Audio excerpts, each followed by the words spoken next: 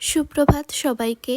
সকলকে জানাই শুভ রথযাত্রার অনেক অনেক শুভেচ্ছা।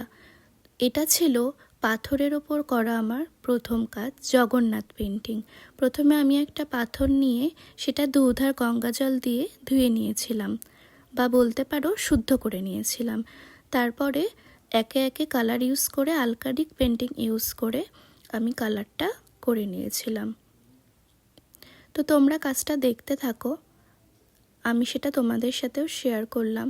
এখানে তো রথের কোনো কিছুই বোঝা যায় না, সেই জন্য ভাবলাম রথ উপলক্ষে জগন্নাথ দেবকে পাথরের মধ্যেই ফুটিয়ে তুলি।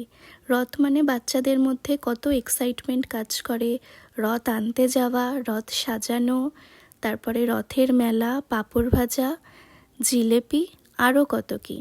তবে এই কাজটা কিন্তু আমি এর আগেও ফেসবুকে শেয়ার করেছিলাম, কিন্তু কোনো কারণে আমাকে সেই পোস্টটা ডিলিট করতে হয়। তো সেই জন্য রথ উপলক্ষে আবারও একবার আমি এই পোস্টটা শেয়ার করছি।